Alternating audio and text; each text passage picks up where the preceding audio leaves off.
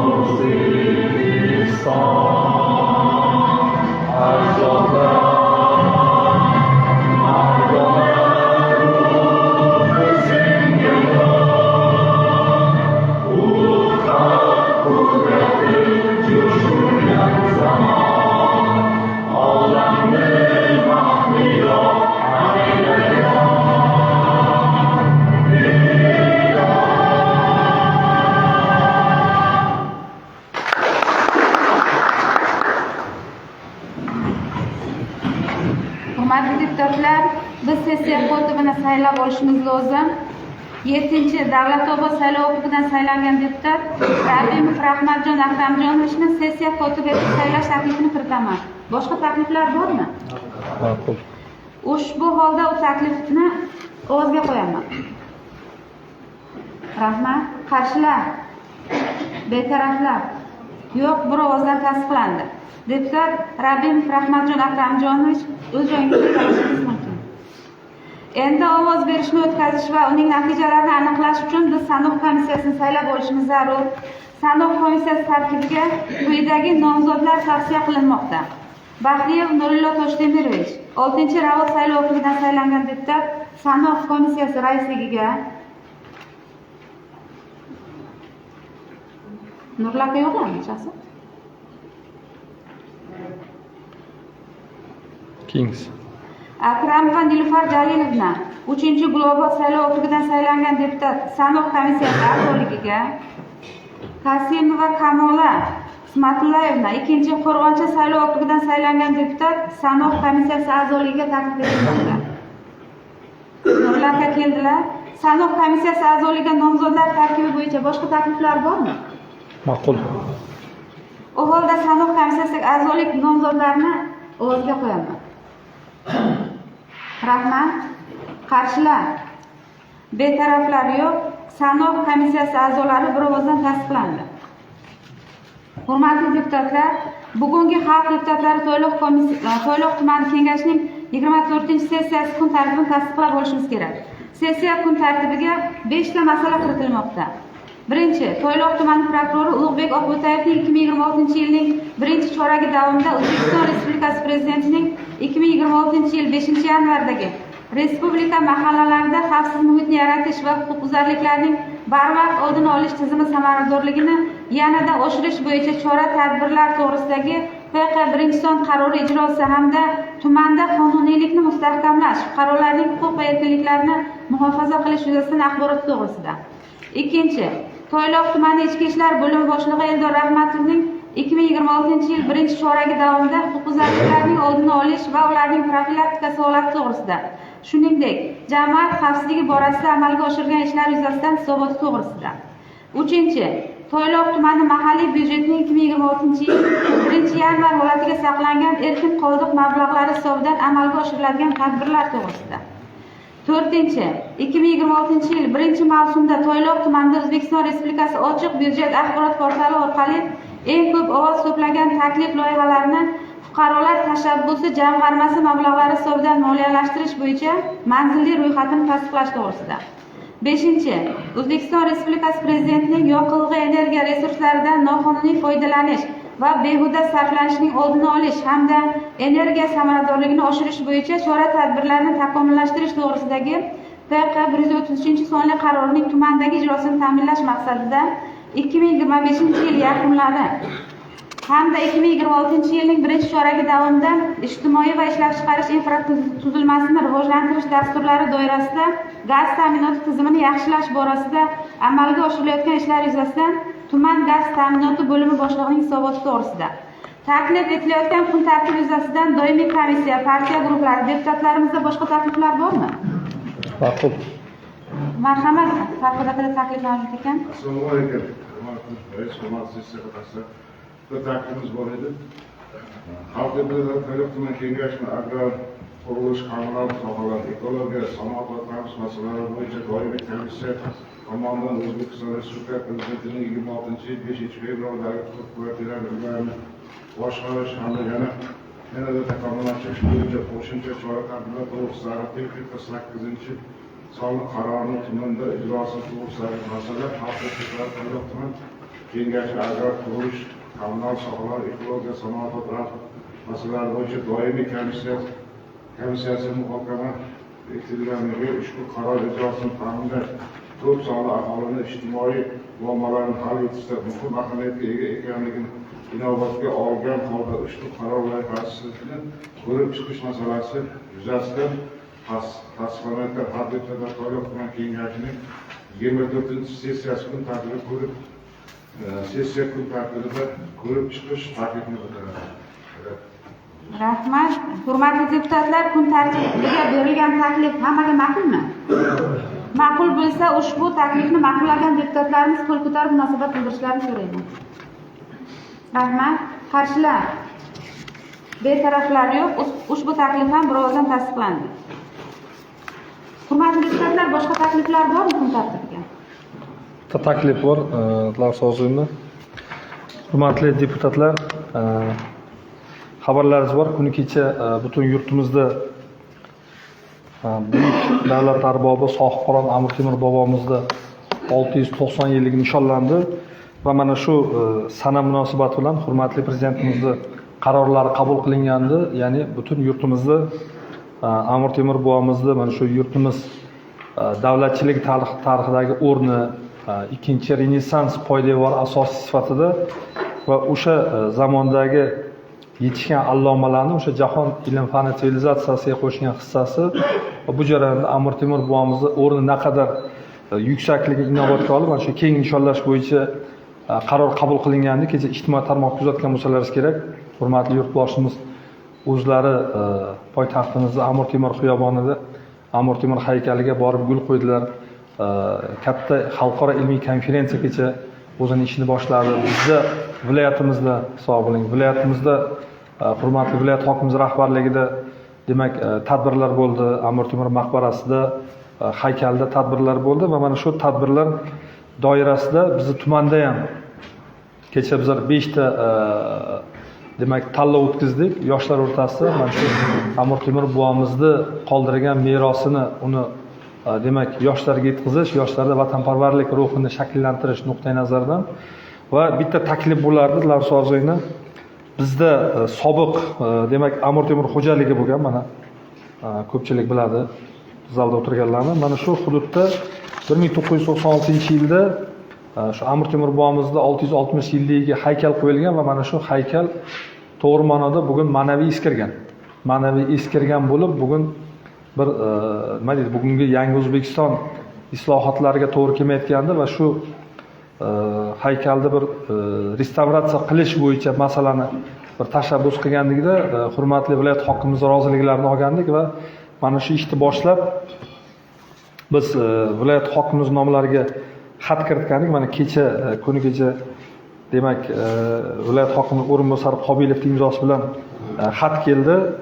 O'zbekiston Respublikasi Vazirlar Mahkamasining 2024-yil 30-maydagi 312-son qarori bilan tasdiqlangan monumental yodgorliklarni o'rnatish va olib tashlash, ko'chirish tartibi to'g'risidagi nizom talablariga muvofiq sizning tumanning Bog'izog'on mahallasida joylashgan Motamsaro ona haykalini Bog'chinar mahallasidagi yoshlar istirohat bog'i hududiga ko'chirish hamda uni yangi konseptual yondashuv asosida Baxtiyor ona haykali sifatida qayta talqin etish to'g'risidagi murojaatingiz ko'rib chiqildi.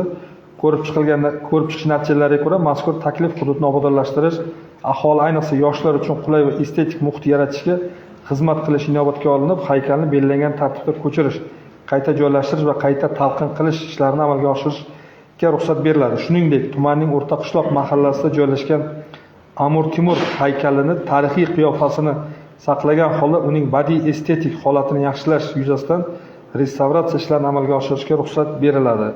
Bunda barcha ishlar amaldagi qonunchilik talablariga, xususan monumental yodgorliklarni ko'chirish va restavratsiya qilish talablariga qat'iy rioya etilgan holda tegishli mutasaddi tashkilotlar bilan kelishilgan tarzda amalga oshirilishi lozim deyilgan va mana shu nuqtai nazardan bizlar qonunchilikda shu viloyat kengashi sessiyasi tasdiqlanishi kerak ekan. Shuning uchun bugun agar ruxsat bersalaringiz mana shu O'rtaqishloq mahallasidagi Amir Temur haykalini restavratsiya qilish to'g'risida masalani bugungi kun tartibiga kiritsak-da va kun tartibini qarori bilan, sessiyani qarori bilan viloyatga shuni ko'rishcha taqdim qilsak. Ma'qulmi? Marhamat. Tez rahmatlar, juda ham yaxshi taklifni ko'tarib chiqyapsiz. Hech birimizga sir emas, bugungi kunda Tayloq tumanimizda obodonlashtirish ishlari shiddat bilan shu oldinga qarab siljimoqda. Tumanimiz juda ko'rkam tumanga aylanyapti. Mana shu Amir Temur haykalini restavratsiya qilish, o'sha Motamsaro ona haykalini ham monumental sifatida yoshlar bog'i ko'chirilishi tumanimizning ko'rkiga yanada ko'rk qo'shadi. Hurmatli deputatlar, ushbu masalani viloyat kengashiga taqdim etish bo'yicha qaror tartibiga kiritamiz. Qaror hammaga ma'qulmi? Ma'qul bo'lsa, ushbu qaror loyihasini ham ovozga qo'yaman. Rahmat. Qarshilar? Betaraflar yo'q. Qaror birozdan tasdiqlandi. Hurmatli deputatlar, sessiya reglamentini tasdiqlab olishimiz kerak. Quyidagi sessiya reglamenti taklif qilinmoqda. Ma'ruza uchun 15 daqiqagacha, so'zga chiquvchilar va munosabat bildiruvchilarga 5 daqiqagacha, savol javoblarga 3 daqiqagacha vaqt beriladi. Sessiya reglamenti bo'yicha boshqa takliflar bormi? U holda ovozga qo'yaman. Rahmat. Qarshilar? Betaraflar yo'q. Sessiya reglamenti ham birozdan tasdiqlandi. Hurmatli deputatlar, endi sessiya kun tartibiga kiritilgan masalalar muhokamasini boshlaymiz. Kun tartibidagi birinchi masala To'yloq tumani prokurori Ulug'bek Oqbatayevning 2026-yilning 1-choragi davomida O'zbekiston Respublikasi Prezidentining 2026-yil 5-yanvardagi respublika mahallalarida xavfsiz muhitni yaratish va huquqbuzarliklarning barvaqt oldini olish tizimi samaradorligini yanada oshirish bo'yicha chora-tadbirlar to'g'risidagi FQ1-son qarori ijrosi hamda tumanda qonuniylikni mustahkamlash, fuqarolarning huquq va erkinliklarini muhofaza qilish yuzasidan axboroti to'g'risidagi masalalarni ko'rib chiqishimiz kerak. Hurmatli deputatlar, kun tartibidagi ushbu masala bo'yicha axborot berish uchun so'z To'yloq tumani prokurori Oqbo'tayev Ulug'bek Himmatlichga beriladi. Marhamat, Ulug'bek Himmatlich. Assalomu alaykum, hurmatli deputatlar, hurmatli sessiya ishtirokchilari. O'zbekiston Respublikasi Prezidentining respublika mahallalarida xavfsiz muhitni yaratishda yaxlit manzilli ishlash tizimini joriy etishga qaratilgan qo'shimcha chora-tadbirlar to'g'risidagi joriy yil 5-yanvardagi 1-sonli PQ1 va 2026-yil respublika mahallalarida jinoyatchilikni barvaqt profilaktikasi samaradorligini yanada oshirish bo'yicha tashkiliy chora-tadbirlar to'g'risidagi PQ2-sonli qarorlar va shu sohada qonunchilik ijrosi yuzasidan Toyloq tumanida amaliy ishlar qilinmoqda. Yuqoridagi qaror ijrosi yuzasidan joriy yilning birinchi choragi uchun tuzilgan yo'l xaritasi belgilangan vazifalar ijrosi to'liq ta'minlab borilmoqda. Xususan, birinchi chorak uchun tuzilgan yo'l xaritasidagi mahallalarda aholi gavjum joylar va ko'chalardagi 12 ta video kuzatuv kameralari, ko'p qavatli uylarning hovlilaridagi 4 ta PTZ kameralari, mahallalarning asosiy kirish-chiqish joylariga yuzni va avtoraqamlarni tanib oluvchi 9 ta kameralar, maktab va maktabgacha ta'lim muassasalariga kirish-chiqish joylaridagi PTZ kameralari, maktablarning ochiq sport maydonlariga bitta PTZ kamerasi, ko'p qavatli uylarning eshiklariga 10 ta zamonaviy domofon komplekslari o'rnatildi. Shu kabi 7 ta namunaviy xavfsiz ko'chalar va 12 ta namunaviy xavfsiz yo'laklar tashkil etildi. E'tiborlisi, jinoyatlarning soni oshgan ayrim mahallalarda jinoyatlarda sodir etilishiga imkon berayotgan shart-sharoitlar o'rganilib, har bir jinoyat turi bo'yicha ularning barvaqt oldini olishga qaratilgan yo'l xaritasi ishlab chiqilgan va amaliy tatbiq etilgan. Joriy yilning 3 oyida tumanda sodir etilgan umumiy jinoyatlar soni o'tgan yilning shu davriga nisbatan 14.1% ga, ya'ni 12 taga oshgan. Jumladan aniqlanadigan jinoyatlar 4.2% ga yoki bittaga, axborot texnologiyalaridan foydalanib sodir etiladigan jinoyatlar 92% ga yoki 23 taga oshgan bo'lsa, oldini olish mumkin bo'lgan jinoyatlar 33.3% ga yoki 12 taga kamayishiga erishilgan. Toyloq tumanidagi 50 ta mahallalardan bitta mahalla qizil toifaga, 6 ta mahalla sariq toifaga, 43 ta mahallalar yashil toifani tashkil qiladi. Shundan Do'stlik mahallasida 2 ta jinoyat sodir etilganligi bois qizil mahallaga kiritilgan. Yo'riqnomaga ko'ra, prokurorlar manzilli nazorat tadbirlari orqali kunlik so'rovni amalga oshirib, ichki ishlar organlaridan jinoyatlarning obyektiv va subyektiv sabablari hamda shart-sharoitlari haqidagi ma'lumotlarni olgandan so'ng, ularni bartaraf etishga qaratilgan chora-tadbirlarning mas'ul idora va tashkilotlar tomonidan belgilanishini ta'minlashi hamda ijrosini nazorat qilishi belgilangan. O'z navbatida yuqoridagi qarorlarga asosan Toyloq tumanida 4 ta og'ir toifaga kiritilgan mahallalar tegishli mas'ullarga biriktirilgan. Jumladan Tallota, Sochak, Xo'jayuz va O'zbekiston mahallalari bular jumlasiga kiradi. Sodir etilayotgan jinoyatlarning aksariyati vaziyat og'ir mahallalarda tadbirlarni manzilli tashkil etish o'rniga samarasiz nomiga chora-tadbirlarda belgilanganligi, mahalliy yetkiligi mas'ullari va boshqalar tomonidan yuklatilgan vazifalar lozim darajada bajarilmaganligi o'z vaqtida aniqlanib borilyapti va tegishli munosabat bildirilgan holda bartaraf etish chorasi ko'rib borilmoqda. Hurmatli deputatlar, bundan tashqari yana tuman prokuraturasi tomonidan joriy yilning birinchi choragidagi faoliyati to'g'risida to'xtalib o'tmoqchiman. Bunda qonuniylikni mustahkamlash, fuqarolarning huquq va erkinliklarini muhofaza qilish, jinoyatchilik va huquqbuzarliklarni oldini olish borasida ham muayyan ishlar amalga oshirildi. Jumladan, qonunchilik ijrosi yuzasidan 30 ta tekshirishlar o'tkazilib, 1766 ta qonun buzilish holatlari aniqlangan. 48 ta noqonuniy hujjatlarga protest keltirilgan. Qonun buzilish, ularning kelib chiqish sabablari va bunga imkoniyat yaratib berayotgan shart-sharoitlarni bartaraf qilish to'g'risida 44 ta taqdimnoma kiritilgan. Qonun buzilish holatlariga yo'l qo'ymaslik xususida 83 nafar mansabdor shaxslar ogohlantirilgan. 56 nafar shaxs intizomiy, 66 nafar shaxs ma'muriy javobgarlikka tortilgan. Jiddiy qonun buzilish holatlari yuzasidan yil boshidan buyon 36 ta jinoyat ishi qo'zg'atilishi ta'minlandi. Bu borada tadbirlarimiz davom etmoqda. Endi ma'ruzani nisbatan qisqacharoq axborot shaklida aytishimdan sabab, bu sizlar xabarlaringiz bor, ma'ruza to'liq shaklda berilgan. Buni bir necha bor ish tartibida muhokama qilib kelganmiz. Axborotim shundan iborat. E'tiboringiz uchun rahmat. Hurmatli deputatlar, sessiyadagi kun tartibi masalasi bo'yicha savollar bormi? Kimda qanday savol bor? Savollar bo'lmasa, maktabda videokameralar bo'ylab qaraydilar, boshqacharoq lekin ular ishlayapti, ishlamayapti, bilmaymiz. Sababi o'shanda sizlarga bu bilinmaydi. buni ekranni kuzatish biz o'zimiz kabinetimizda degan edilarda, lekin AKT bo'limi, rayonning AKT bo'limi, boshqa joylar bizni so'rayapti. O'sha ishlayaptimi yo'qmi deb. Biz ham bu haqda ma'lumotga emasmiz, uni ishlashni ham bilmaymiz.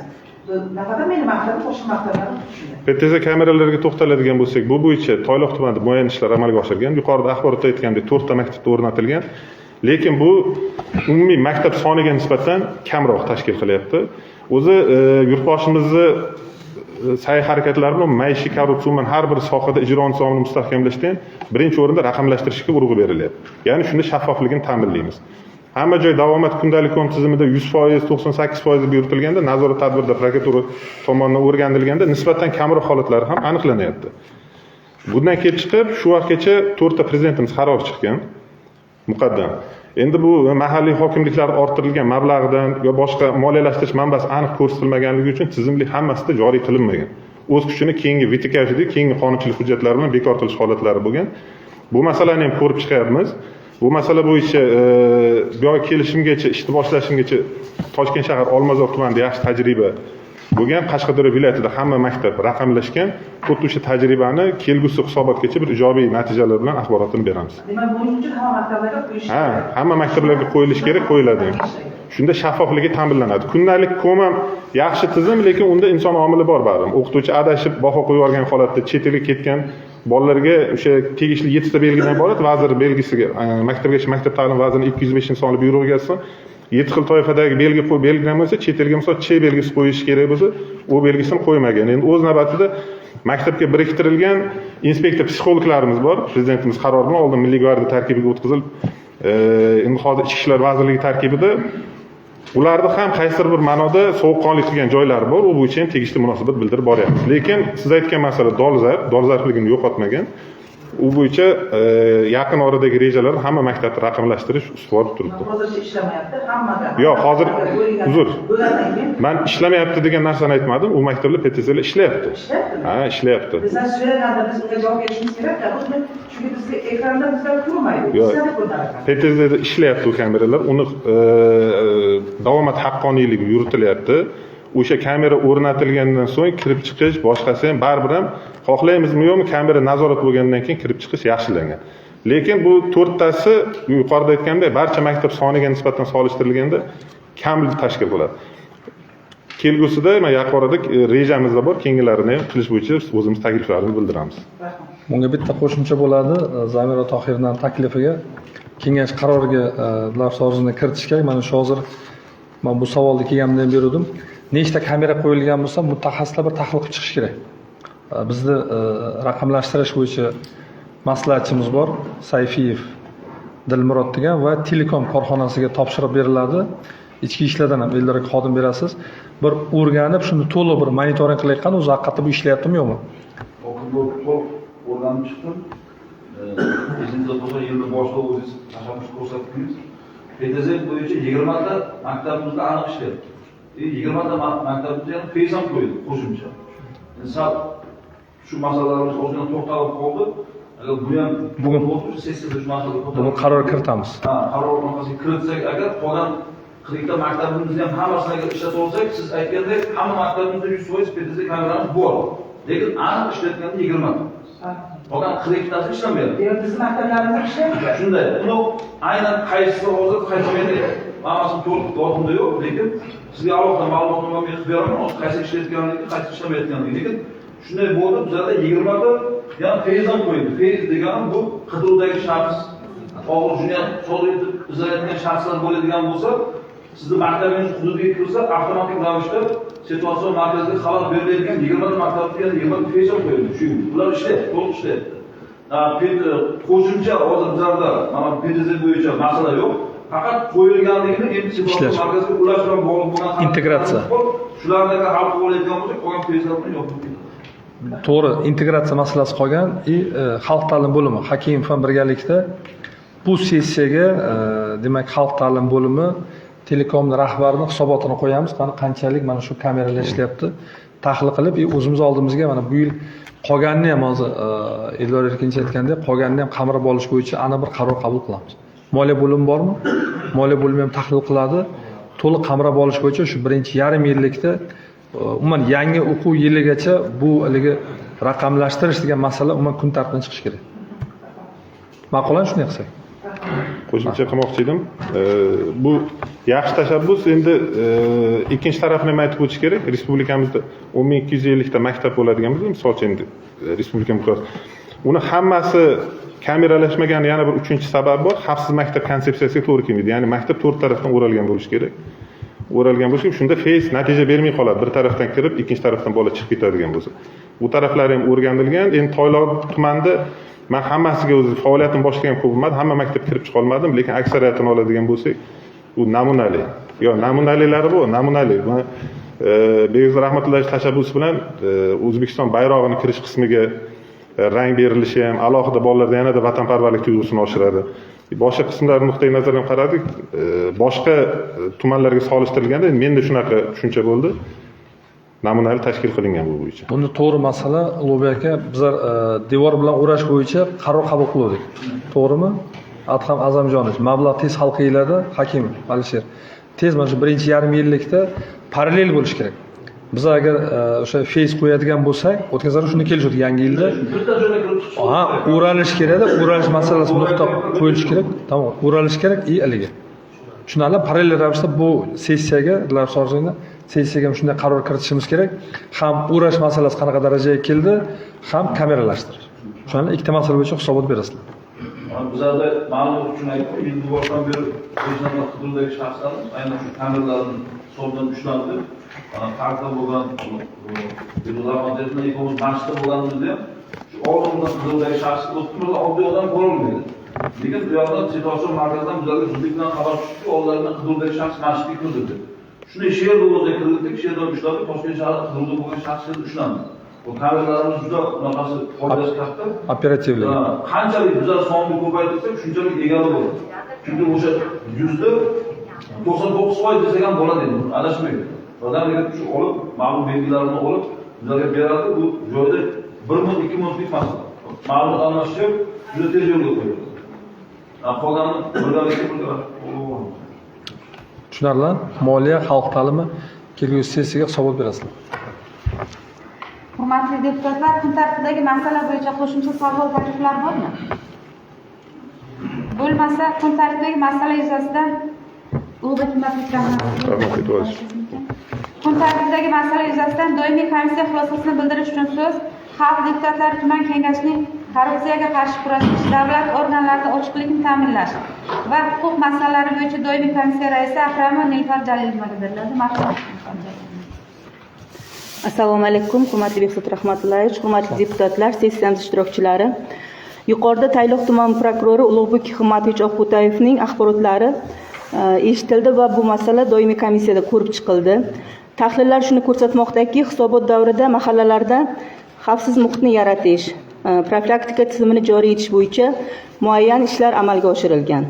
Xususan, video kuzatuv vositalari o'rnatilganligi, namunali xavfsiz ko'cha va yo'laklarni tashkil etilganligi ijobiy baholanadi. Biroq amalga oshirilgan ishlarga qaramasdan jinoyatlar soni 14.1% ga oshgani, ayniqsa kiberjinoyat keskin ko'paygani, profilaktika ishlari yetarli darajada samara bermayotganini ko'rsatadi. Shuningdek, ijtimoiy profilaktika ro'yxatidagi shaxslarni asosiy qismi bilan manzilli ish tashkil etilmagani jiddiy kamchilik sifatida qayd etildi. Komissiya fikricha, quyidagilarga alohida e'tibor qaratish lozim. Har bir mahalla va shaxs kesimida manzilli profilaktika tizimini to'liq joriy etish, kiberjinoyatchilikka qarshi aniq va tizimli choralarni kuchaytirish, ijtimoiy profilaktikani amalga ishlaydigan mexanizmga aylantirish, mahalla yetkiligi va mutasaddilarning shaxsiy javobgarligini oshirish. Yuqoridagilardan kelib chiqib, doimiy komissiya mazkur axborotni ma'lumot uchun qabul qilish va sohadagi ishlarni tubdan takomillashtirish zarur degan xulosaga keladi. E'tiboringiz uchun rahmat. Rahmat. Hurmatli deputatlar, kun tartibidagi ushbu masala yuzasidan qo'shimcha savol va takliflar bormi? Savollar bo'lmasa, qaror loyihasi qo'llaringizga tarqatilgan. Qaror loyihasiga o'zgartirish va qo'shimchalar bo'lmasa, ushbu qarorni qo'l ko'tarib tasdiqlab berishlaringizni so'rayman. Rahmat. Qarshilar? Betaraflar? Yo'q, qaror birozdan tasdiqlandi. Kun tartibidagi ikkinchi masala To'yloq tuman ichki ishlar bo'limi boshlig'i Eldor Rahmatovning 2026-yil 1-cho'ragi davomida huquqbuzarliklarning oldini olish va ularning profilaktikasi holati to'g'risida, shuningdek xavfsizligi, jamoat xavfsizligi borasida amalga oshirilgan ishlar yuzasidan hisobot to'g'risidagi masalani ko'rib chiqishimiz kerak. Hurmatli deputatlar, kun tartibidagi ushbu masala bo'yicha hisobot berish uchun so'z To'yloq tumani ichki ishlar bo'limi boshlig'i Rahmat Eldor Erkinovga beriladi. Marhamat. Assalomu alaykum, hurmatli deputatlar, hurmatli yig'ilish qatnashchilari. Haqiqatan ham yuqorida ham jinoyatchilik masalasi bo'yicha bir necha tanqidiy tahlillar ko'rsatib o'tildi. Joriy yilda prezidentimiz 27-yanvar kuni yig'ilishlarda 4 ta masala ko'tarilgandi. Aynan o'sha uyushgan jinoyatchilik, giyohvandlik, kiberjinoyatchilikka qarshi kurash va yashirin iqtisodiyot masalasi davlatimiz rahbari tomonidan ham alohida e'tiborga qaratilgandi. Bizlardan mana 3 oy davomida Tayloq tumanida ichki ishlar bo'lim xodimlari, hamkor tashkilotlar tomonidan bir qator ishlar olib borildi. Endi yaxshi to'g'ri tomonni ham ta'kidlashimiz kerak. O'sha so'nggi 3 yilda oldini olish mumkin bo'lgan jinoyatlarimiz biron marotaba kamaytirilgan holatda tushmagandi, ya'ni minus holatiga tushmagandi. Mana shu 3 oyda jinoyatlarimiz kamaydi. 33% ga oldini olish mumkin bo'lgan jinoyatlarimizni kamayishiga erishdik. Oldini olish mumkin bo'lgan jinoyatlarimizdan talonchilik bilan o'rtacha og'ir tan jarohati yetkazish jinoyatlarimiz oshgan bo'lsa, mana qotillik, og'ir tan jarohati yetkazish, transport vositalarini olib qochish singari og'ir turdagi jinoyatlar sodir etilmadi. Bundan tashqari yengil tan jarohati yetkazish, nomusga tegish, firibgarlik, o'g'irlik kabi jinoyatlarimiz keskin kamaytirdik. Bizlarni 2025-yilda eng qiynagan masalamiz bor edi. Bu yo'l transport hodisalari bilan bog'liq bo'lgan masalalarimiz edi. Yo'l transport hodisalarimiz ham 50% ga kamaydi. Ya'ni 10 tadan 5 taga kamaydi. O'lim bilan bog'liq bo'lgani 3 tadan 1 taga kamaydi. Bir dona o'lim bilan bog'liq bo'lgan yo'l transport hodisasi sodir etildi. Endi u ham ma'lum ma'noda o'sha jabrlanuvchi shaxsni mastlik holati bilan bog'liq, o'sha yo'lga chiqib ketish bilan bog'liq holatda bo'ldi. Bu bo'yicha hozirda tergov harakatlari davom ettirilyapti. Shaxslar bo'yicha jinoyatlarga to'xtaladigan bo'lsak, shaxslar jinoyatlarimiz ham 92% ga kamaytirildi. Voyaga yetmaganlar, yoshlar, mast holatda sodir etilish, muqaddam sudlanganlar, ishsizlar tomonidan birorta ham 3 oy davomida jinoyatlar sodir etilishiga yo'l qo'yib berilmadi. Umuman olganda bizlar mana shu 2025-yil sentyabr oyidan boshlab men shu lavozimga kirishgan bo'lsam, xodimlarimizni har qanday xabar bo'yicha voqea joyiga yetib borish tezkorligini oshirish maqsadida ham viloyatda, ham respublikada, ham tumanda ham bir qator ishlar olib borildi. Bo'lgan 2974 ta murojaatdan 2914 tasi, ya'ni 98% ga xodimlarimiz 8 daqiqada yetib bordi. Bu demak, o'sha 112 tizimiga tushgan murojaatlar bo'yicha xodimlarimiz yetib borishi 52 tasiga 8 daqiqadan 15 daqiqa bo'lsa, 8 tasida holatdan 0,2% da 15-30 daqiqa vaqt oralig'ida yetib borilishi ta'minlandi. Bu bizlarga demak nima berdi? O'sha aynan qanchalik xodimlarimiz o'z vaqtida joyiga tez yetib boradigan bo'lsa, sodir etilayotgan har qanday huquqbuzarlikni og'ir turga aylanib qolmasligiga va o'sha huquqbuzarliklarni o'z vaqtida barvaqt oldini olish imkoniyatini berdi va bir qator og'ir oqibat keltirib chiqaruvchi mumkin bo'lgan jinoyatlarimizni oldi olindi. Murojaatlar masalasiga to'xtaladigan bo'lsak, demak, murojaatlar masalasini biz har vaqtda muhokama qilib boramiz. Yana hozirgi kunda eng ko'p murojaatlarimiz Charog'bon, Bog'chinor, Bog'zag'on, Olmazor, Galabotir va Muborak Borsin mahallalari hissasiga to'g'ri kelyapti. Mana shu 2974 ta murojaatdan oilaviy janjallar eng ko'p bo'lgan mahallalarda aytib o'tib ketaman. Demak, bu yerda hurmatli deputatlarimizga ham o'sha biriktirilgan mahallalar o'zlarining ham hududlari bor. Shunday agar joylarga borib birgalikda hamkorlikda muhokama qiladigan bo'lsak, bu ham o'zimiz samarasini beradi. Mana shu oilaviy janjallarimiz O'zbekiston mahallasida, Xo'jayuz, Charog'bon, G'ulva, O'rayilpoq, Davlatobod mahallalarida. Jamoat joyidagi janjallarimiz Charog'bon, Bog'zag'on, Birlik, Muborak, Xo'jayuz mahallalarida. Tan jarohati yetkazish Olmazor, G'ulva, Muborak, Charog'bon, Qo'rg'oncha, Davlatobod, Adas, Bog'zag'on va O'zbekiston mahallalarida ko'proq sodir etilishga yo'l qo'yib berildi. 179 ta holatda mana shu 3 oyda ichida 179 ta xotin qizlarimizga himoya orderlari berdik. Bu demak o'sha ichki ishlar organlariga ma'lum ma'noda o'sha jabrlanib, tazyiq zo'ravonlikdan jabrlanganligi, oiladagi muammosi tufayli murojaat qilganlarni 179 ga berib, 215 ta oilalarimiz hamkor tashkilotlar bilan birgalikda yarashtirildi. 197 ta nizoli oilalarimizning nizolari o'sha ko'rilgan chora-tadbirlar davomida bartaraf etildi. Buni hammasini mana shu oldingi murojaatlarimizda aytgandik, birgalikda mana shu hamkor tashkilotlar bilan birgalikda amalga oshirildi. Hurmatli hokimimizga rahmat. Mana ertalabdan o'sha kunlik o'tadigan kunlik soatka deymiz, kunlik ma'lumotnomalarimizni asosiy qismini kimga tegishli ekanligi ertalab shu tuman hokimligi tomonidan belgilab berilgandan keyin kun davomida Noila Mehronovning o'zining komandasi bilan hamma o'sha hurmatli deputatlarimiz joylarga borib muhokama qilinishi hisobiga mana shu oilalarning nizolari bartaraf etildi, yarashishga erishildi. 16 nafar shaxslar himoya orderi talablarini buzgani uchun ularga 206-prim 1 moddasi bilan Ma'muriy javobgarlik to'g'risidagi kodeksi sudga olib chiqib chora ko'rildi. Bu bizlarga demak nima beryapti? Demak, o'sha har qanday xotin-qizlarimiz bugungi kunda davlatimiz himoyasi ostida ekanligi va ularning har qanday buzilgan huquqlari biz tomonimizdan to'liq ta'minlab berilishi mumkinligi ko'rsatib berilgan. Yana bir masala qizil, sariq, yashil mahalla toifasiga mahallalarimizni bo'lamiz. Xabarlaring bor. Bir dona mahallamiz, mana hurmatli prokurorimiz ham aytdilar, bir dona mahallamiz Do'stlik mahallasi qizil mahalla toifasiga kiritildi. Lekin hozir o'sha qo'zg'atilgan jinoyat ishi bu 100% o'sha holat bo'ldi degani emas. Mana hozir qo'shimchani tergov harakatlari olib borilyapti. Bunda o'sha bizlar ham harakat qilyapmiz shu oyda. Demak, qizil mahallalarimiz umuman Tayloq tumanida qizil mahalla bo'lishi mumkin emas degan tamoyil bilan ishlayapmiz. Sababi bugungi kunda shunday aholimizni huquqiy ongi oshayapti. Bizni qo'llab-quvvatlayotgan joylarda mahalla yettiligi, nuroniylarimiz, shuncha jamoatchiligimiz bo'lib turib, haqiqatan ham keskin, mana ertalab ham aytdik, bunaqa nuroniylar yo'q. Mana hozir ertalab ham bordik, shunaqa faollar, yuzlarida nuri burgan oqsoqollarimiz bor. Ular bizlarda joylarda bo'layotgan barcha muammolarni birgalikda hal qilish tizimini yo'lga qo'yib berishga yordam beryapti. Shuni hisobiga mana bir dona mahallamiz qizil bo'lgan bo'lsa, mahallalarimizdan 6 tasi sariq toifaga kiritilgan. Sariq toifadagi o'sha Xo'jayuz, Yangi Hayot, Bog'chinor, Muborak, Charog'bon, Qo'rg'oncha mahallalarimiz bo'lsa, bular bilan demak biz mana oyning boshida yana tizimni ishlayapmiz. Maqsad bularni ham o'sha sariqlikdan chiqarib, sariq toifadan chiqarib, qizil toifaga o'tmaslik bo'yicha chora-tadbirlarni belgilab olishimiz bo'lyapti. Bizlarda yana bitta yo'nalish bor, hurmatli deputatlarimiz, aniqlanadigan jinoyatlar. Bu demak aynan o'sha ichki ishlar organlarining tashabbusi bilan aniqlanadigan jinoyatlar. Bu bizlarda 9 ta holatda mana shu yilning boshidan beri giyohvandlik bilan bog'liq bo'lgan jinoyatlar sodir etilayotganligi aniqlanib qo'lga olindi.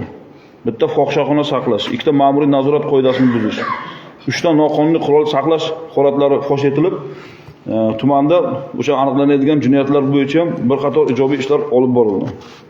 Eng katta muammomiz mana bizlardagi bundan oldin ham ma'ruzachi aytib o'tdilarki, kiber jinoyatlarga qarshi kurashish masalasi o'zi 92% ga oshgan bo'lsa ham jinoyatlarimizning 50%ni kiber jinoyatlar tashkil qilyapti. Bu oldingi ma'ruzalarda ham aytilgandi. Bizlar mana yanvar-fevral oyida juda qattiq bu bo'yicha ishlab ancha kamaytirishga erishgandik, lekin mart oyida baribir o'sha ma'lum bir tadbirlar, boshqalar bilan bog'liq bo'lgan holatlar bo'ldimi, ozgina susaytirishimizga to'g'ri kelib qoldi.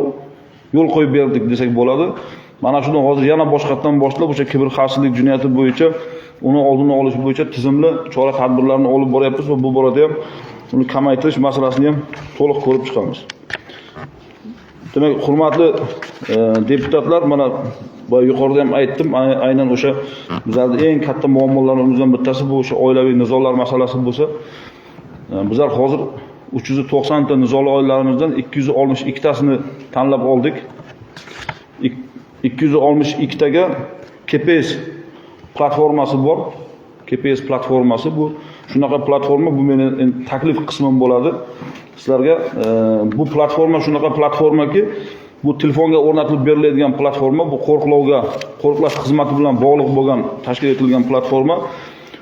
Bunda o'sha o'rnatib berilgan knopka, misol uchun mana shu knopkasi bo'ladigan bo'lsa, shuni 1 2 3 shunday bosdiki, avtomatik ravishda qo'riqlash tizimiga xabar yetib boradi.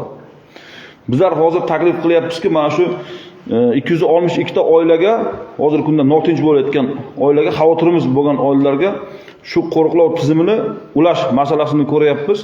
Bu bizlarga nima beradi? Bu demak bizlarga kunni 24 soatlik istalgan vaqtida o'sha oilada biron bir muammo bo'layotgan bo'lsa, 5 daqiqa ichida o'sha yerga qo'riqlash xizmatining yetib borish tizimini yo'lga qo'yib berishga beradi. Har qanday o'sha nizoni boshlanishi, o'sha misol uchun er-xotin nizosi desak, vaziyat ozgina murakkablashadigan bo'lsa, o'sha bilintirmagan holatda ham turmush o'rtog'i tomonidan shunday bosib 3 minut o'tirsa, 5 daqiqada uyiga qo'riqlash xodimlari yetib keladi. Yo'q, 3 sekund bosib turadi. 3 sekund, 1 2 3 shunday bosadi. 5 daqiqada 5 minutda xodim yetib keladi. Joyga yetib kelish shart, majburiy bo'lib hisoblanadi. Bizlar hozir bir oyda buni 82 ming so'mlik to'lovi bor. Hurmatli hokimimiz bilan ham bu masalani bir ikki marta muhokama qildik. Agar deputatlarimiz qo'llab-quvvatlaydigan bo'lsa, shu 262 ta oilamizni birinchi bosqichda shu ulab olsak, buni bitta yaxshi tomoni ham bor ekan. Masalan, shu oiladagi muammo hal bo'ladigan bo'lsa, keyin yana yangi oila agar paydo bo'ladigan bo'lsa, bemalol o'shani tizimini olib, qo'riqlovni bunisiga o'tkazib, yana buni ham davom ettirsak bo'lar ekan. Chunki mana kecha bir kelinchak keldi, o'zi 3 oy bo'lgan. Oila qurganiga o'zi bir 10-15 marta tayzlik, zo'ravonlik unga nisbatan o'zi bu kerak-da o'zi. Ham bitta tomoni bor. Buni o'sha ikkinchi tomon his qilib turish kerak. Shu tomoni bunda shunaqa imkoniyat borligini, shunda kuchlar tengligi ma'lum ma'noda ta'minlanadi desak ham bo'ladi-da. Bu tomon bilib tursa, buni shu knopkani bosish imkoniyati borligini, sal o'zini hamma narsadan tiyadi. Endi bizlarda sal tiyib turish degan narsa ham bo'lib turish kerak-da. Chunki mana muammolarda mana bo'layotgan murojaatlarni men sizlarga aytib, hammasini bunga olib kelganim, demak bizlarni 112 tizimga bo'ladigan murojaatlarimizni ham beg'ul rahmatlash keskin kamaytirishga olib keladi. Chunki bu 112 tizimi mana murojaat qildi, undan ijrosi keldi, tumanga tushdi. O'sha tumandagi ma'lum bir hududdagi profilaktika inspektoriga beriladigan bo'lsa, u masalan doimiy shay holatda emas-da. Profilaktika inspektori qaysi nizo bilan, qaysi mahalla raisi bilan, tadbir bilan, oilaviy xonadon boshqa hududda, boshqa unaqada bo'lishi mumkin. Bu tizimda agar bizlar bunga ulaydigan bo'lsak, bu uchun shay xodimlarimiz alohida turadi. Alohida xodimlar, ular boshqa ish qilmaydi. Ular faqat mana shu knopka bosilganda tushgan murojaatga joyida yetib borish va u keyingi jarayonda o'sha profilaktika inspektorini boshqalar chaqirishgacha bo'lgan jarayonni borib bizlarni to'liq himoyalangan tizimimizni yana ham himoya qilishga olib keladi. Shu masala bo'yicha sizlardan aynan shu yordamlaringiz kerak bo'layotgani uchun bu masalani ko'taryapmiz. Qolgan masalalar demak o'sha doimiy komissiyada ham muhokama qilindi. Yana sizlarga biz bemalol va'da berishimiz mumkinki, mana shu chorak va bundan keyingi ishlarda ham sizlarning kuchlaringiz bilan birgalikda, hamkorlikda qolgan masalalarni ham hal qilishga, umuman jinoyatchilikni jilovlash masalasi bo'yicha bor kuch imkoniyatlarimizni sarflashga va'da beramiz. Hurmatli deputatlar, kun tartibidagi masala bo'yicha e'lon etilish savollar bormi? Marhamat. Assalomu alaykum. Mana savolni endi taklif qilyapman sizdan. Shuni so'raymanki, mana bu jinoyat sodir etilgan fuqarolar ular birlikda ishi sudlanmaydi yuradi. Sud ko'ryapti uni ishini. Lekin jinoyat muhokamasida o'sha fuqarolarni bir chaqirish imkoni bo'lsa, o'shalar ham bu mahalla masalan qayta ishladigan narsalar tomonlar bo'lsa qaramayapti. Shunday. O'sha odam ham eshitsin deyapman hokim bu. Shunday. O'shani iloji bo'lsa shuni jinoyat muhokama qilayotgan vaqtda o'shalarni chaqirish uchastkavoy inspektor tomonidan olib kelsin deb o'tishman. Rahmat. Vazirlar boshqa begonalar bilan bo'lyapti-da. hozir opam yo'q, tushuntirib beraman. Tushuntirib beraman. Vazirlar Mahkamasining 565-sonli qarori bor. Aynan jinoyat muhokamalari masalasi bo'yicha. Bu ham aytdim, holat sodir etildi degani u aybdor shaxs aybdor degani emas-da. Aybsizlik prezumpsiyasi degan narsa bor-da. To shaxsga nisbatan sudda qonuniy kuchga kirgan hukmi kuchga kirish bunga qadar bizlar biron bir shaxs shu holat bo'yicha aybdor sanashga haqqimiz yo'q. Uni biz muhokama qilib qo'ysak, da masalan, keyin uni bir oydan keyin u oqlansa, keyin uni bizlar turg'izib olib, sen bunday degan bo'lsak, ertaga u haqqi bo'ladi, bizlarga kerak bo'lsa o'zimizni sudga berishga. Uni o'sha jamoatchilik orasida noto'g'ri muhokama qilib qo'yganimiz nuqtai nazarimizdan. Shuning uchun 565-sonli qarorda ikki muhokamalar ikkiga bo'lingan. Bu birinchisi jinoyat sodir etilgandagi muhokama, ikkinchisi shaxsni aybi tasdiqlangandan keyin sud tomonidan sizga qog'oz keladi-ku, mana shu bo'yicha aybdor deb topildi, muhokama qil desa, ikkinchi bosqichda bizlar qonuniy kuchga kirgan sud hukmi bilan muhokama qilishimiz kerak. Ana shu siz aytayotgan narsa, bizlar faqat to'pa-to'g'ri aytyapmiz, kamchiligimiz shuki, bir marta muhokama qilamiz, to'polon qilamiz, shu bilan ket. Uni shaxsi bo'yicha javobgarlik masalasi ko'rilgandan keyin sudda bizlar ikkinchi muhokamani o'tkazmay qo'yapmiz. To'g'ri bo'ladi, haqiqatan ham shu tizimda yo'lga qo'yishimiz kerak. Hamma o'sha keyin bizlarda o'sha 565-sonli qarorda bitta masala bor, sud hukmi qonuniy kuchga kirgandan keyin uni doskasi bor mahallalarimizda. Doskaga 1 oygacha demak nima bo'ladi? Huquqimiz bor, uni suratini olib qo'yish masalasiga. Bu ham o'sha jamoatchilik oldida jamoa izzasi bo'ladi. U aniq aybi isbotlangan shaxsga nisbatan.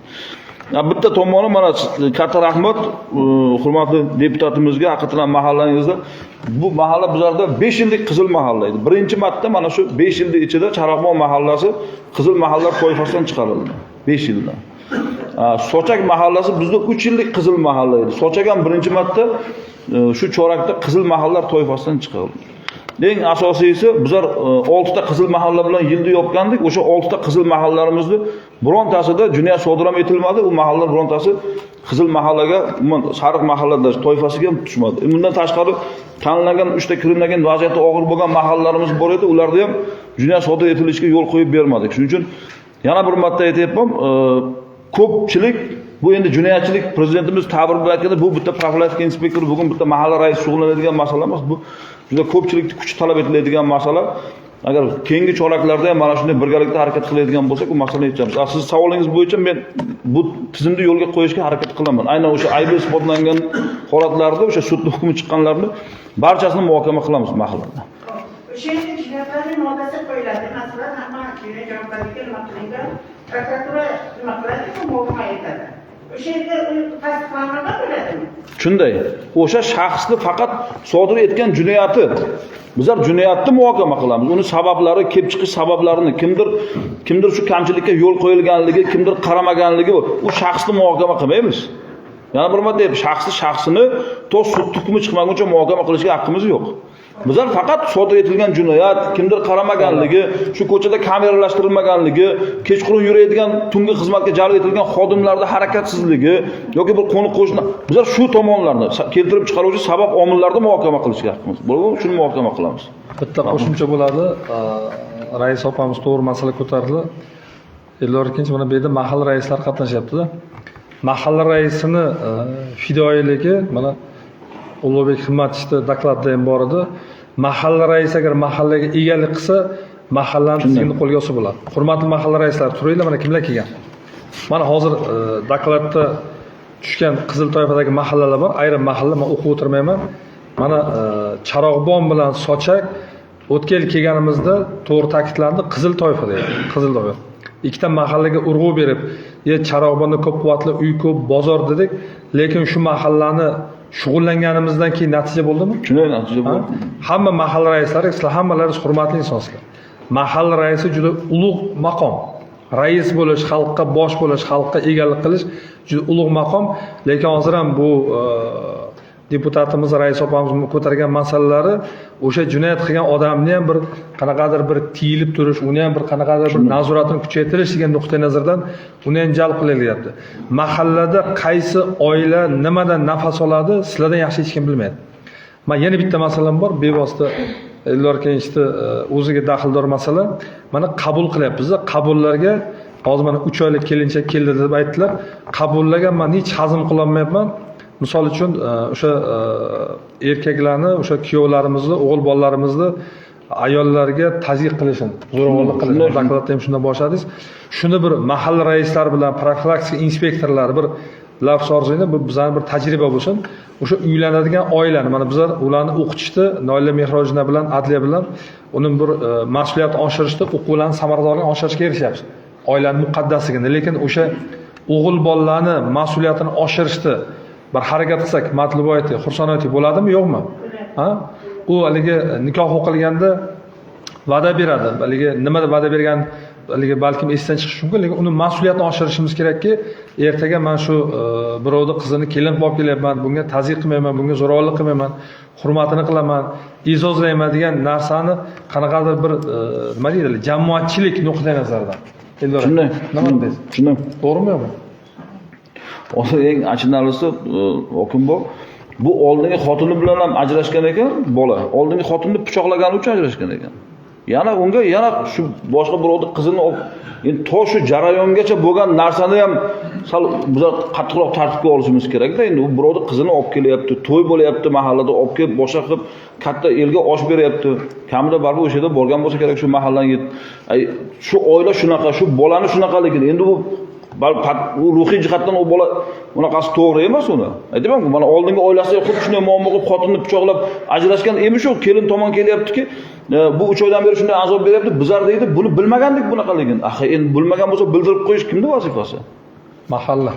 Mahallani vazifasi. Mana bitta ruhiy kasal uylanaman deb bizlarda tajovuzkor ruhiy kasallar ro'yxatda turadi. U uylanaman deb bitta qizga sovchi qo'ygan. Bizlar to'polon qilib Urgutgacha borib shuni qaytartirdik-ku, shuni. To'xtab turib boshqa deb masalasini ko'tarib boshqa qildik. Ertaga u ham bitta ajrim, bitta muammomi bizlarga ertaga. Undan bo'ladigan bolasi nima bo'ladi? Boshqa bir irsiy kasallik bo'lsa, boshqa bo'ladigan bo'lsa.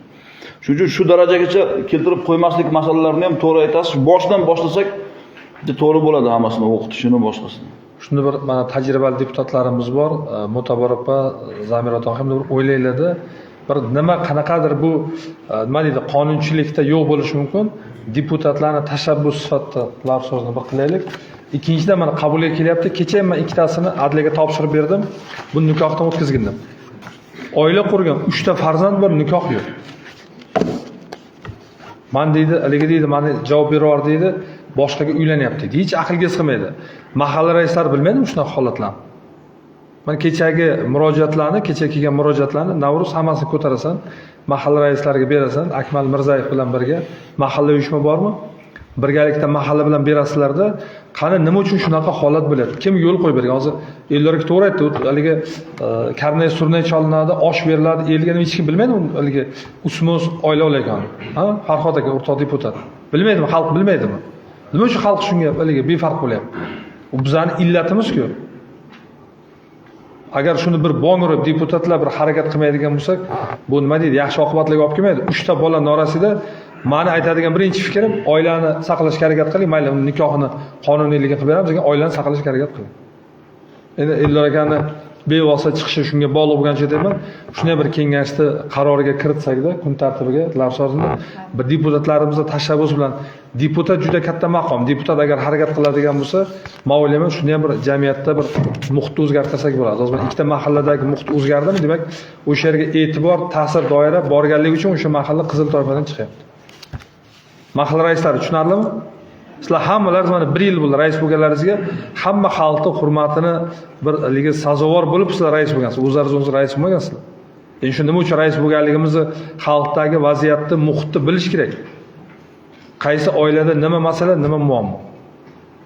O'tiringizlar. Deputatlar bilan agar imkon bo'lsa, o'tirganda raislarga e'tirozim bo'ladiki, bitta narsani tushunmaymanda, mahallada yettilik bo'lyapti.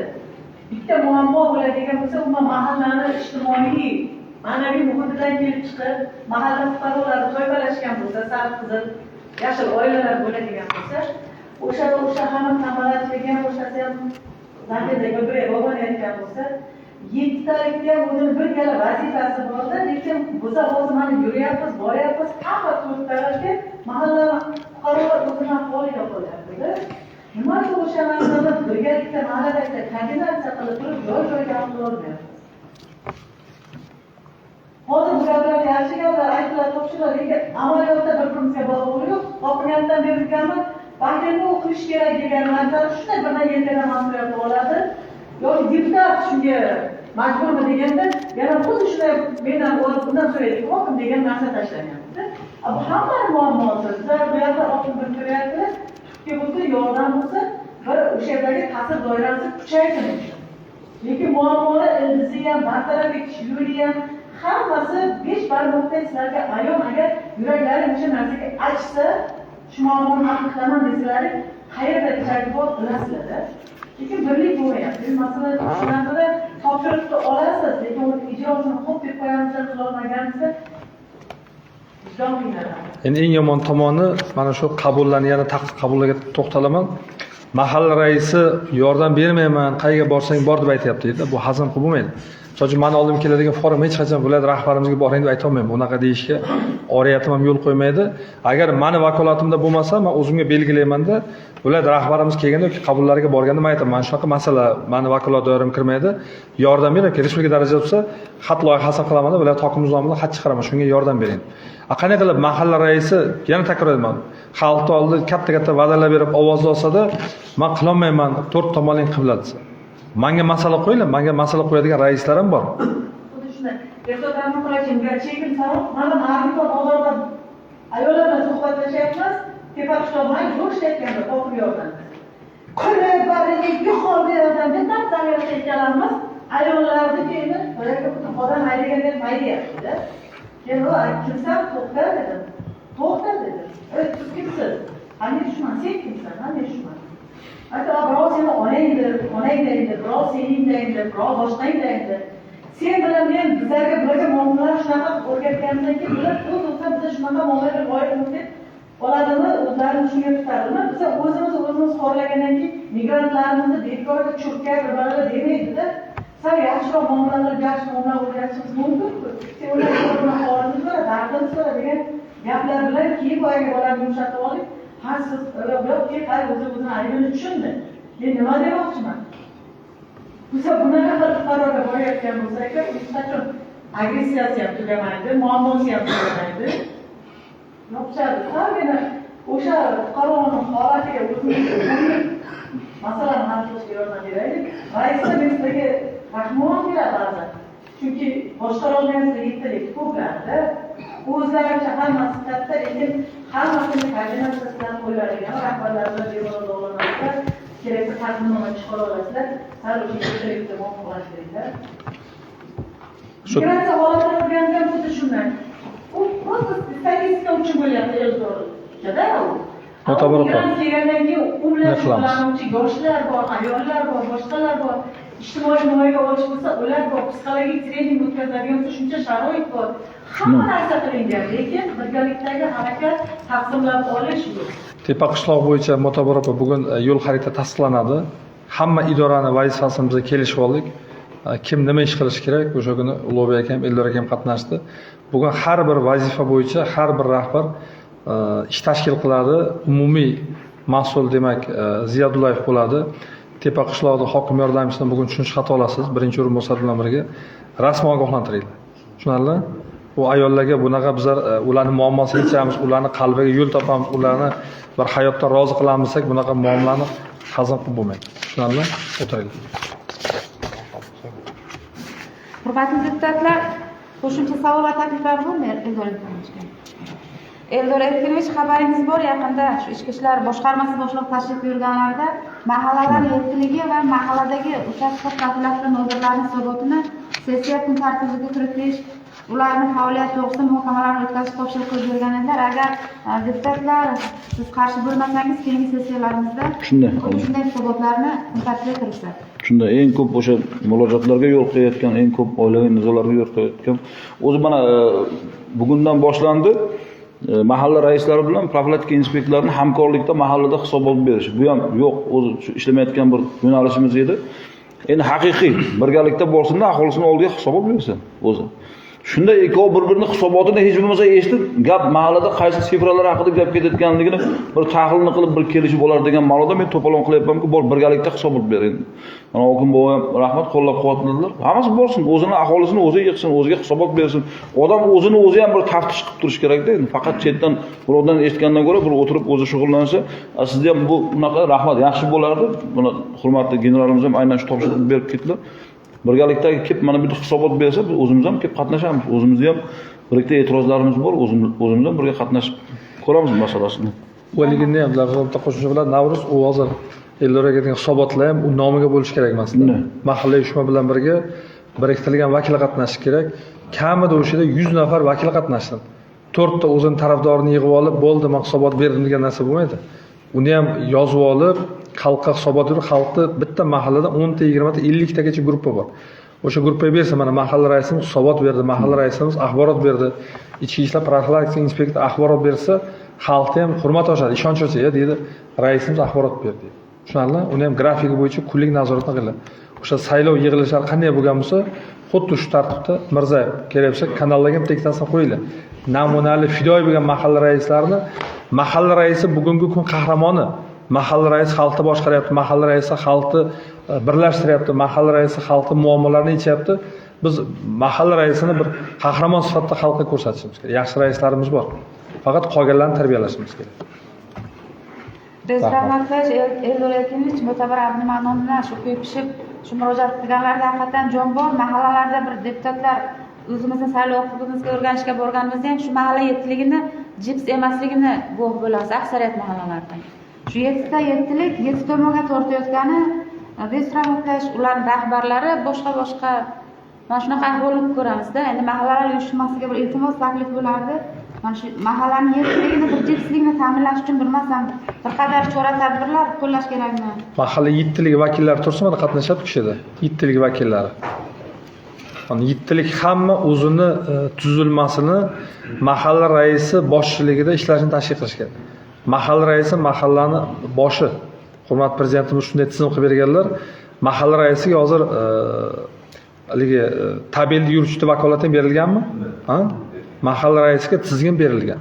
Faqat mahalla raisi shu vakolatni to'g'ri ma'noda foydalanib, to'g'ri ishlatish kerak. Tushunarli? Qaysi mahallada buni lafz orzuyini to'g'ri ma'noda aytaman, umumiy gap bo'lib qolmasi kerak. Hozir mana hisobot yig'ilishini tahlil qilamizda, siz o'zingiz bir deputatlarimizni tahlil qilgan hozir mana mo'tabar opani otashim bo'lganda ham asos bor. Eldor aka o'z yo'nalishida qilsangiz, mana o'zim ham tahlillarim bor. Aprel oyi yakuni bilan hammamiz Ulug'bek aka bilan bir o'tirib bir tahlil qilsak. To'g'rimi? Bir mahallani endi ko'p idoralarda mahallaga e'tiroz bor. Aynan o'sha manzilli ishlaylik. Yaxshilagan mahallani o'tda hozir Sochak bilan Charoboni aytganda rag'batlantiraylik. Yomon ishlayotganga borib yordam beraylik. Yomon sama yomon bo'laveradi. Yordam berib, yonida turib tajriba oshirtiraylik. Ma'qulmi? Rahmat. Keyin agar hokim bo'lib bitta masala bo'lardi, mana bu safarga shu muhokama qo'yilayotgan mahalla raislari, profilaktika inspektorlar shu muhokama qo'yilgan mahalla deydi. Shu mahallani bitta ishchi guruh qilsak-da, bu yoqqa muhokama qilishdan oldin o'rgansak. To'g'ri. Hozir olib kelsangiz hamma o'zini oqlaydi-da, keyin men unday edim. Undan ko'ra bir kun hammasini o'rganaylik-da, shunga tayyorgarlik bosqichi bo'ladi. Mana menda misol uchun mana Suyarov mutaxassis boradi. Hamma unaqadan yettilikdan mutaxassislarni hammasini yuboraylik, joyda bir o'rgansin-da, opish kartochka ochiladi shunda. Eldor Erkinovich, kengashda shunday tartibimiz bor. Sessiya kun tartibiga kiritilgan masalalar bo'yicha doimiy komissiya shug'ullanib, o'rganish o'tkazib, bu masala doimiy komissiyaga muhokama qilinib, keyin sessiyaga chiqariladi. Ma'qul. Rahmat. Eldor Erkinovich, rahmat hisobotingiz uchun. Egallashingiz mumkin. Kun tartibidagi ushbu masala yuzasidan qo'shimcha savol va takliflar bo'lmasa, doimiy komissiya xulosasini bildirish uchun so'z Xalq deputatlari tuman kengashining korrupsiyaga qarshi kurashish, davlat organlarida ochiqlikni ta'minlash va huquq masalalari bo'yicha doimiy komissiya raisi Akramov Nilufar Jalilovga beriladi. Marhamat. Hurmatli deputatlar, sessiyamiz ishtirokchilari, Behzod Rahmatullayevich kuni kecha o'tkazilgan doimiy komissiyamizda ham eng muhokamali masala mana shu ichki ishlarda kun tartibidagi masala bo'ldi. Juda ham doimiy komissiyamiz tomonidan ko'plab savollar berildi va yana o'z takliflar berildi. Ushbu hisobotni o'rganish davomida shuni ko'rsatmoqdaki, hisobot davrida tumanda jinoyatchilikka qarshi kurashish, buzarliklarni oldini olish va jamoat xavfsizligini ta'minlash borasida muayyan tizimli ishlar amalga oshirilgan. Jumladan joriy yilning 3 oyi davomida tumanda 97 ta jinoyat qayd etilgan bo'lib, o'tgan yilning mos davriga nisbatan 14.1% ga o'sish kuzatilgan. Shu bilan birga oldini olish mumkin bo'lgan jinoyatlar soni 36 tadan 24 taga kamayib, 33.3% ga qisqargani ijobiy baholandi. Jinoyatchilikning qariyb yarmi axborot texnologiyalari orqali sodir etilganligi,